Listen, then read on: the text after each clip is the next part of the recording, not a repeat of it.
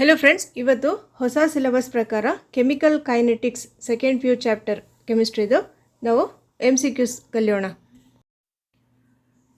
Okay, first question. The role of a catalyst is to change dash. First option gives energy of reaction, second enthalpy of reaction, third activation energy of reaction, fourth option equilibrium constant. ಇದಕ್ಕೆ right answer option number 3, activation energy of reaction. The role of a catalyst is to change activation energy of reaction.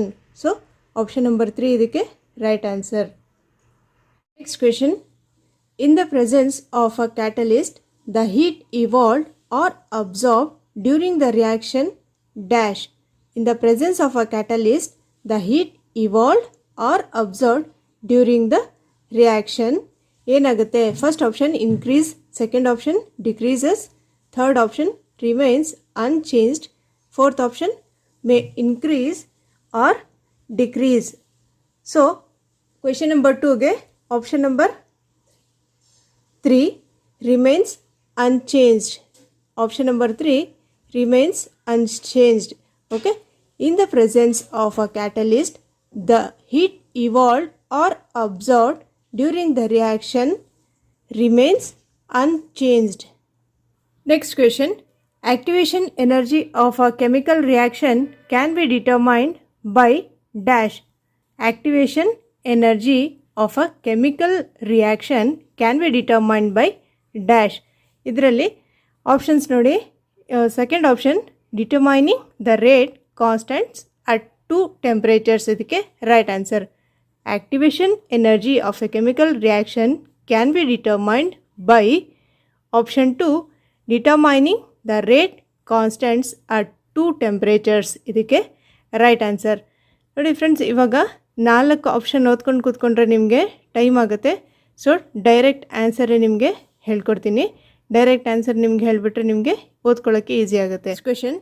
ಇವಾಗ ನೀವು question number 5 ಏನಕ್ಕೆ ಕೊಟ್ಟಿಲ್ಲ, question number 4 ಏನಕ್ಕೆ ಕೊಟ್ಟಿಲ್ಲ, ಈ ರೀತಿ ಕೇಳ್ತೀರಾ. ಅದಕ್ಕೆ ಮುಂಚೆನೇ ಹೇಳ್ತಾ ಇದ್ದೀನಿ, ನಿಮಗೆ ಯಾವುದು ನನಗೆ ಇಂಪಾರ್ಟೆಂಟ್ ಅನಿಸುತ್ತೆ ಅದನ್ನು ಮಾತ್ರ ಕೊಡ್ತಾ ಇದ್ದೀನಿ. ಯಾಕಂದರೆ ಫಸ್ಟ್ ಟೈಮ್ ಇವಾಗ ಸಿಲೆಬಸ್ ಚೇಂಜ್ ಮಾಡಿರೋದು. ಇಲ್ಲಿ ಕ್ವೆಶನ್ಸ್ ನಿಮಗೆ ಈಸಿನೇ ಕೊಡ್ತಾರೆ. ಅಲ್ಲಿ ಪ್ರಾಬ್ಲಮ್ಸ್ ಇತ್ತು, ಸೊ ಅದನ್ನು ಸ್ಕಿಪ್ ಮಾಡಿದ್ದೀನಿ. ಕ್ವೆಶನ್ ನಂಬರ್ 4 ಮತ್ತು 5th. Okay, next question. Consider the Arrhenius equation given below and mark the correct option. ಇವಾಗ K ಈಕ್ವಲ್ಸ್ A/EA/RT. ಓಕೆ, ಈ ಥರ ಒಂದು ಈಕ್ವೇಷನ್ ಕೊಟ್ಟಿದ್ದಾರೆ. ಏನು? ಅರ್ಹಿನಿಯಸ್ ಈಕ್ವೇಷನ್ ಕೊಟ್ಟಿದ್ದಾರೆ.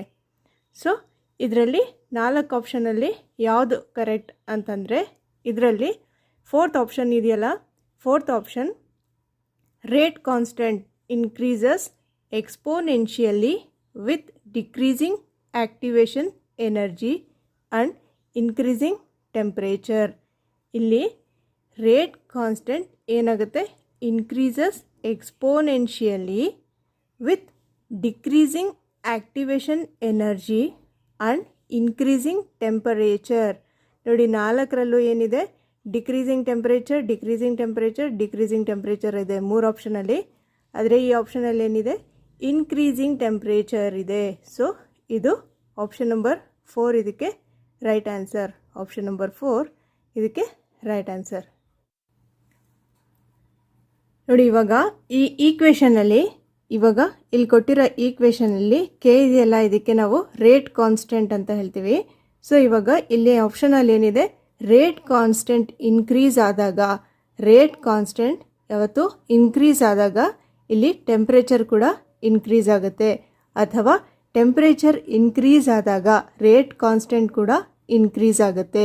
ಇದು ರೇಟ್ ಕಾನ್ಸ್ಟೆಂಟ್ K ಇದೆಯಲ್ಲ, ಇದು ರೇಟ್ ಕಾನ್ಸ್ಟೆಂಟ್. ಇದು ನೆನಪಿಗಿರಲಿ ನಿಮಗೆ. ಇಲ್ಲಿ ರೇಟ್ ಕಾನ್ಸ್ಟೆಂಟ್ ಇನ್ಕ್ರೀಸ್ ಆದಾಗ ಏನಿರುತ್ತೆ? Temperature also increases. ಇಷ್ಟು ನೆನಪಿಗಿರಲಿ ನಿಮಗೆ. ನೋಡಿ, ಇವಾಗ ಈ ಈಕ್ವೇಷನಲ್ಲಿ K ಈಕ್ವಲ್ಸ್ AE-EA/RT ಅಂತ ಇದೆಯಲ್ಲ, ಅದು ಏನು? K ಅಂದರೆ ಇಲ್ಲಿ ರೇಟ್ ಕಾನ್ಸ್ಟೆಂಟ್, ಎ ಅಂದರೆ ಪ್ರೀ ಎಕ್ಸ್ಪೋನೆನ್ಷಿಯಲ್ ಫ್ಯಾಕ್ಟರ್ ಅಂತ ಹೇಳ್ತೀವಿ. ಇಲ್ಲಿ ಇದು R ಇದೆಯಲ್ಲ, ಅದು ಗ್ಯಾಸ್ ಕಾನ್ಸ್ಟೆಂಟ್, T ಏನಿದೆ? ಟೆಂಪರೇಚರ್, ಇ ಎ ಏನಿದೆ ಅದೊಂದು ಆಕ್ಟಿವೇಶನ್ ಎನರ್ಜಿ. ನೋಡಿ ಇವಾಗ ಇನ್ನೊಂದು ಸರಿ ಕ್ವೆಶನ್ ನೋಡಿ. ಇವಾಗ ಕೆ ಅಂದರೆ ಏನಾಯಿತು, ರೇಟ್ ಕಾನ್ಸ್ಟೆಂಟ್ ಗೊತ್ತಾಯ್ತಲ್ಲ.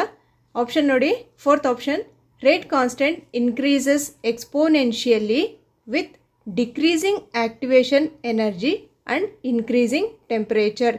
ರೇಟ್ ಕಾನ್ಸ್ಟೆಂಟ್ ಇನ್ಕ್ರೀಸ್ ಆದಾಗ ಏನಿರುತ್ತೆ, ಟೆಂಪ್ರೇಚರ್ ಕೂಡ ಇನ್ಕ್ರೀಸ್ ಆಗುತ್ತೆ. ಸೊ ಆಪ್ಷನ್ 4 ಇದಕ್ಕೆ right answer.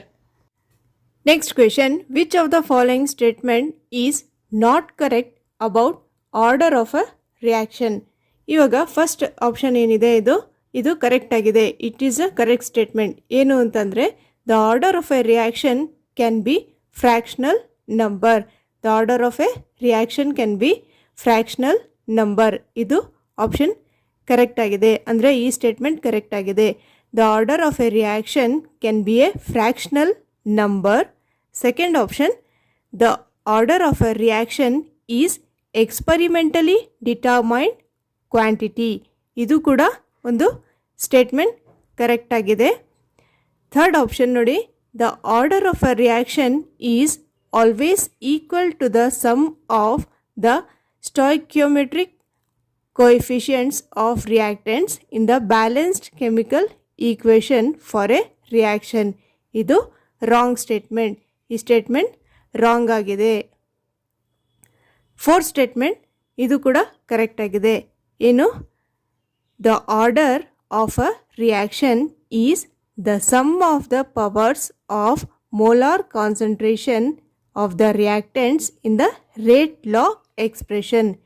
The order of a reaction is the sum of the powers of molar concentration of the reactants in the rate law expression.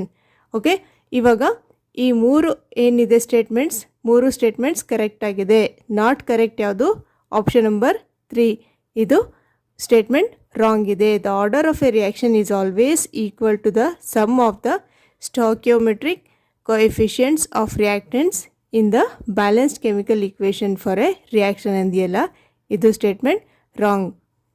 Next question, which of the following statements is correct. ಇದರಲ್ಲಿ first statement correct. ಇದರಲ್ಲಿ ಏನು ಅಂತಂದರೆ, the rate of reaction decreases with passage of time as the concentration of reactants decreases. Rate of reaction decreases with passage of time as the concentration of reactants decreases. Concentration of reactant decrease ಆದಾಗ ಏನಾಗುತ್ತೆ, ಇಲ್ಲಿ rate of reaction also decreases. Second ಆಪ್ಷನಲ್ಲಿ ಏನಿದೆ, the rate of reaction is same at any time during the reaction ಇದೆ. So rate of reaction ಯಾವತ್ತೂ same ಇರೋದಿಲ್ಲ. ಒಂದು reaction ಟೈಮಲ್ಲಿ during the reaction rate of reaction same ಇರೋದಿಲ್ಲ. Next third option ನೋಡಿ, the rate of reaction is independent of temperature change. ಏನು, temperature change ಆದಾಗ ಒಂದು ಏನಾಗುತ್ತೆ, ರೇಟ್ ಆಫ್ ರಿಯಾಕ್ಷನ್ ಕೂಡ ಚೇಂಜ್ ಆಗುತ್ತೆ. Fourth option, the rate of reaction decreases with increase in concentration ಅಂತ ಇದೆ. With increase in concentration of reactants ಅಂತ ಇದೆ. ಸೊ ಇಲ್ಲಿ ಏನಿದೆ, ಇದು ರೇಟ್ ಆಫ್ ರಿಯಾಕ್ಷನ್ ಡಿಕ್ರೀಸ್ ಆದಾಗ concentration of reactant also decrease ಆಗುತ್ತೆ. ರೇಟ್ ಆಫ್ ರಿಯಾಕ್ಷನ್ ಡಿಕ್ರೀಸ್ ಆದಾಗ concentration of reactants also decreases. ಈ ಕ್ವೆಶನಲ್ಲಿ ಏನಿದೆ, which of the following graphs represents exothermic reaction ಅಂತ ಇದೆ. ಸೊ ಎಕ್ಸೋಥರ್ಮಿಕ್ ಅಂತಂದ್ರೆ ಏನು, ಎನರ್ಜಿ ಹೊರಗಡೆ ರಿಲೀಸ್ ಮಾಡುತ್ತೆ. ಎಂಡೋ ಅಂತಂದರೆ ಎನರ್ಜಿ ರಿಲೀಸ್ ಮಾಡೋದಿಲ್ಲ, ಕಡಿಮೆ ಎನರ್ಜಿ ರಿಲೀಸ್ ಮಾಡುತ್ತೆ. ಈ ಥರ ನೆನಪಿಟ್ಕೊಳ್ಳಿ. ಎಕ್ಸಾಕ್ಟ್ ಡೆಫಿನಿಷನ್ ಬೇಡ ನಮ್ಗೆ ಇವಾಗ. ಇಲ್ಲಿ ಎಕ್ಸೋಥರ್ಮಿಕ್ ಅಂತಂದರೆ ಎನರ್ಜಿ ಜಾಸ್ತಿ ರಿಲೀಸ್ ಮಾಡುತ್ತೆ. ಎಕ್ಸೋಥರ್ಮಿಕ್ ಅಂದರೆ ಎನರ್ಜಿ ರಿಲೀಸ್ ಮಾಡುತ್ತೆ. ಇಷ್ಟು ನೆನಪಿಟ್ಕೊಳ್ಳಿ. ಇವಾಗ ಇದರಲ್ಲಿ ಈ 3 ಗ್ರಾಫಲ್ಲಿ ಯಾವುದು ಎಕ್ಸೋಥರ್ಮಿಕ್ ಅಂತ ಅಂದ್ಬಿಟ್ಟು ಕೇಳಿದ್ದಾರೆ. ಸೊ ಇವಾಗ ಎಕ್ಸೋಥರ್ಮಿಕ್ ಯಾವುದು ಅಂತಂದರೆ, ಇವಾಗ ನೋಡಿ ಇಲ್ಲಿ ರಿಯಾಕ್ಟೆಂಟ್ಸ್ ಇದೆ. ರಿಯಾಕ್ಟೆಂಟ್ಸ್ ಏನಿದೆ ಇಲ್ಲಿ ಜಾಸ್ತಿ ಎನರ್ಜಿ ರಿಲೀಸ್ ಮಾಡ್ತಾ ಇದೆ. ರಿಯಾಕ್ಟೆಂಟ್ಸ್ ಇಲ್ಲಿ ಹೋಗ್ಬಿಟ್ಟು ಇಲ್ಲಿ ಪ್ರಾಡಕ್ಟ್ಸ್ ಹತ್ರ ಇಲ್ಲಿ ಇದೆಯಲ್ಲ, ಇಲ್ಲಿ ನೋಡಿ ಈ ಗ್ರಾಫ್ಗೂ ಈ ಗ್ರಾಫಲ್ಲಿ ಕಂಪೇರ್ ಮಾಡಿ ನೋಡಿ. ಇಲ್ಲಿಂದ ಇಲ್ಲಿಂದ ಮೇಲಿಂದ ಇಲ್ಲಿ ಕೆಳಗಡೆ ಇದು ಪ್ರಾಡಕ್ಟ್ಸ್ ಕಡೆ ಬರ್ತಾ ಇದೆಯಲ್ಲ, ಇದು ಇಲ್ಲಿಂದ ಅಗೇನ್ ಇಲ್ಲಿಂದ ನೋಡಿ, ಇಲ್ಲಿಂದ ಇಲ್ಲಿಗೆ ಕೆಳಗಡೆಗೆ ಏನು ಪ್ರಾಡಕ್ಟ್ಸ್ ಕಡೆ ಬರ್ತಾ ಇದೆಯಲ್ಲ, ಇಲ್ಲಿಗೆ ಯಾವುದು ಜಾಸ್ತಿ ಇದೆ ನೋಡಿ, ಇದರಲ್ಲಿ ಜಾಸ್ತಿ ಇದೆ. ಅಂದರೆ ಎನರ್ಜಿ ರಿಲೀಸ್ ಆಗಿದೆಯಲ್ಲ, ಇದರಲ್ಲಿ ಜಾಸ್ತಿ ಇದೆ. ಇಲ್ಲಿಂದ ರಿಯಾಕ್ಟೆಂಟ್ಸಿಂದ ನಿಮಗೆ ಪ್ರಾಡಕ್ಟ್ಸ್ ಕಡೆಗೆ ಎನರ್ಜಿ ಜಾಸ್ತಿ ರಿಲೀಸ್ ಯಾವ ಕಡೆ ಆಗ್ತಾಯಿದೆ, ಯಾವ ಫಿಗರಲ್ಲಿ ಆಗ್ತಾಯಿದೆ ನೋಡಿ. ಇಲ್ಲಿ ಕಡಿಮೆ ಎನರ್ಜಿ ರಿಲೀಸ್ ಆಗ್ತಾಯಿದೆ, ಇಲ್ಲಿ ಕಡಿಮೆ ಎನರ್ಜಿ ರಿಲೀಸ್ ಆಗ್ತಾಯಿದೆ, ಇಲ್ಲಿ ಜಾಸ್ತಿ ಎನರ್ಜಿ ರಿಲೀಸ್ ಆಗ್ತಾಯಿದೆ. ಸೊ ಜಾಸ್ತಿ ಎನರ್ಜಿ ರಿಲೀಸ್ ಆಗ್ತಾ ಇದೆಯಲ್ಲ, ಇದು ನೀವು ಎಕ್ಸೋಥರ್ಮಿಕ್ ರಿಯಾಕ್ಷನ್ ಅಂತ ಹೇಳ್ಬೋದು. ಅಂದರೆ ಈ ಗ್ರಾಫ್ ನಿಮಗೆ ಎಕ್ಸೋಥರ್ಮಿಕ್ ರಿಯಾಕ್ಷನ್ ತೋರಿಸ್ತದೆ. ಏನಕ್ಕೆ ಅಂದರೆ ಎಕ್ಸೋಥರ್ಮಿಕ್ ರಿಯಾಕ್ಷನಲ್ಲಿ ಏನಿರುತ್ತೆ, ಜಾಸ್ತಿ ಎನರ್ಜಿ ರಿಲೀಸ್ ಆಗುತ್ತೆ. ಆದರೆ ಎಂಡೋಥರ್ಮಿಕಲ್ಲಿ ಏನಿದೆ, ಕಡಿಮೆ ಎನರ್ಜಿ ರಿಲೀಸ್ ಆಗುತ್ತೆ. ಸೊ ಇದು ಎಂಡೋಥರ್ಮಿಕ್ ಆಯಿತು, ಇದು ಎಕ್ಸೋಥರ್ಮಿಕ್. ಓಕೆ, ಇದಕ್ಕೆ ಆನ್ಸರ್ ಆಪ್ಷನ್ ಎ. ಏನು? The graph represents exothermic reaction. ಯಾವುದು? ಇದು. ಇಲ್ಲಿ ಎನರ್ಜಿ ಇದೆಯಲ್ಲ, ಎನರ್ಜಿ ಜಾಸ್ತಿ ರಿಲೀಸ್ ಆಗ್ತಾ ಇದೆ. ಈ ಫಿಗರಲ್ಲಿ ಎನರ್ಜಿ ಜಾಸ್ತಿ ರಿಲೀಸ್ ಆಗ್ತಾ ಇದೆ. ಅಂದರೆ ರಿಯಾಕ್ಟೆಂಟ್ಸ್ ಏನಿದೆ, ಒಂದು ಜಾಸ್ತಿ ಎನರ್ಜಿ ಯಾವುದ್ರಲ್ಲಿ ರಿಲೀಸ್ ಮಾಡ್ತಾ ಇದ್ದಾರೆ, ಯಾವುದರಲ್ಲಿ? ಎಕ್ಸೋಥರ್ಮಿಕ್ ರಿಯಾಕ್ಷನಲ್ಲಿ. ನೆಕ್ಸ್ಟ್ ಕ್ವೆಶನ್ ಇಲ್ಲಿ ನೋಡಿ, ಇದರಲ್ಲಿ which of the following statements is incorrect about the collision theory of chemical reaction? Which of the following statement is incorrect ಅಂತ ಕೇಳಿದ್ದಾರೆ. ಇದರಲ್ಲಿ ಯಾವುದು? About the collision theory of chemical reaction. ಇದಕ್ಕೆ option number 3 ಇದು wrong statement. ಏನು? Collision of atoms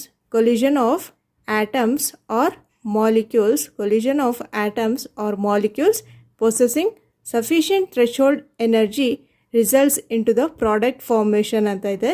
ಇದು wrong statement ಇದೆ. So first statement ಏನಿದೆ ನೋಡೋಣ.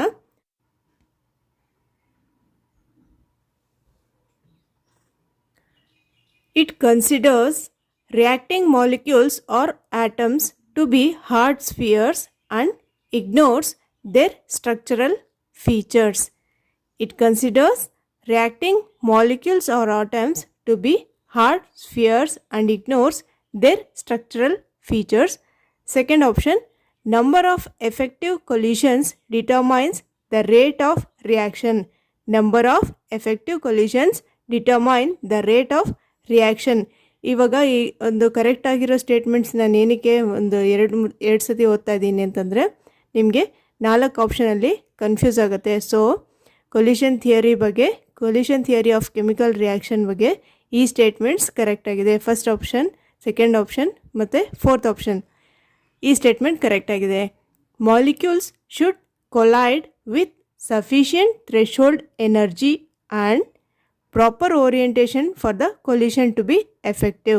Molecules should collide with sufficient threshold energy and proper orientation for the collision to be effective. So idu option wrong ide. Question, which of the following statement is not correct for the catalyst? Ivaga catalyst ge yav statement idu ಒಂದು wrong ಇದೆ, not correct for the catalyst ಅಂತದೆ. So ಇದರಲ್ಲಿ option number 2 right. ಇದಕ್ಕೆ ಅಂದರೆ option number 2 is not a correct statement to catalyst. It alters delta G for the reaction ಅಂತ ಇದೆಯಲ್ಲ, ಇದು wrong statement. First statement ಏನಿದೆ ನೋಡಿ, ಫಸ್ಟ್ ಸ್ಟೇಟ್ಮೆಂಟಲ್ಲಿ it catalyses the forward and backward reaction to the same extent. It catalyses ಅಂದರೆ catalyst ಏನು ಮಾಡುತ್ತೆ ಅಂದರೆ it catalyses the forward and backward reaction to the same extent. Next third option, it is a substance that does not change the equilibrium constant of a reaction. Catalyst is a substance that does not change the equilibrium constant of a reaction. Fourth option, it provides an alternate mechanism by reducing activation energy E A ಅಂತ ಇತ್ತಲ್ಲ ಅದು activation energy between reactants and products. Catalyst ಏನು ಮಾಡುತ್ತೆ ಅಂತಂದರೆ catalyst provides an alternate mechanism by reducing activation energy between reactants and products. Question: the value of rate constant of pseudo first order reaction dash ಏನದು the value of rate constant of a pseudo first order reaction dash ಅಂದರೆ ಯಾವುದ್ರ ಮೇಲೆ depend ಆಗುತ್ತೆ ಅಂದರೆ first option depends on the concentration of reactants present in small amount. Second option depends on the concentration of reactants present in excess, small ಅಮೌಂಟಲ್ಲಿರುತ್ತೋ ಅಥವಾ ಎಕ್ಸೆಸ್ಸಲ್ಲಿರುತ್ತೋ, ಅಥವಾ is independent of the concentration of reactants. ಯಾವುದಿದ್ರಲ್ಲಿ ಅಂದರೆ option number 2 ಇದಕ್ಕೆ right answer. Option number 2 depends on the concentration of reactants present in excess. The value of rate constant of a pseudo first order reaction depends on the concentration of reactants present in excess. Okay, ಇದಕ್ಕೆ option number 2 right answer. Next question. ಇವಾಗ ಈ ಕ್ವೆಶನಲ್ಲಿ ನೋಡಿ ನೀವು, the concentration of both the reactants and the products varies exponentially with time ಅಂತ ಇದೆ. Concentration time graph ಇದು. Velocity time graph ನೀವು ಓದಿದ್ರಲ್ಲ, ಹಾಗೆ ಇದು ಕಾನ್ಸಂಟ್ರೇಷನ್ ಟೈಮ್ ಗ್ರಾಫ್. ಈ ಕಾನ್ಸಂಟ್ರೇಷನ್ ಟೈಮ್ ಗ್ರಾಫಲ್ಲಿ ಏನಿದೆ ಅಂದರೆ the concentration of both the reactants and the products varies exponentially with time. Which of the following figures correctly describes the change in concentration of reactants and products with time. ಇಲ್ಲಿ concentration ಮತ್ತು time ಯಾವ ಒಂದು 4 ಫಿಗರಲ್ಲಿ ಯಾವುದು ನಿಮಗೆ ಕರೆಕ್ಟಾಗಿ ತೋರಿಸ್ತಾ ಇದೆ ಅಂದರೆ ಯಾವುದು ಕರೆಕ್ಟಾಗಿ ಡಿಸ್ಕ್ರೈಬ್ ಮಾಡ್ತಾ ಇದೆ ಈ 4ರಲ್ಲಿ ಅಂದರೆ ಇದಕ್ಕೆ ರೈಟ್ ಆನ್ಸರ್ ಆಪ್ಷನ್ ನಂಬರ್ 2. ಕರೆಕ್ಟಾಗಿ ನೋಡ್ಕೊಳ್ಳಿ ನೀವು, ಇದು ಒಂದು ಕಂಪಲ್ಸರಿ ಕೇಳ್ಬೋದು. ಏನಕ್ಕೆ ಅಂದರೆ ಇವಾಗ ವೆಲಾಸಿಟಿ ಟೈಮ್ ಗ್ರಾಫ್ ಬಗ್ಗೆ ಕೇಳ್ತಾ ಇದ್ರು, ಇವಾಗ ಸಿಲೆಬಸ್ ಚೇಂಜ್ ಆಗೋದ್ರಿಂದ ನಿಮಗೆ ಈ ಒಂದು ಗ್ರಾಫ್ ಕೇಳ್ಬೋದು. Okay friends, thank you for watching this video ಇಷ್ಟ ಆದರೆ ಲೈಕ್ ಮಾಡಿ. ನೀವು ಏನಾದರೂ ಡೌಟ್ಸ್ ಇದ್ದರೆ ಕಮೆಂಟ್ ಮಾಡಿ ಹೇಳ್ಬೋದು. ನೆಕ್ಸ್ಟ್ ಇದೇ ರೀತಿ ನಿಮಗೆ ಮಲ್ಟಿಪಲ್ ಚಾಯ್ಸ್ ಕ್ವೆಶನ್ಸ್ನ ಕಂಟಿನ್ಯೂ ಮಾಡ್ಕೊಂಡು ಹೋಗ್ತೀನಿ. Okay, thank you once again.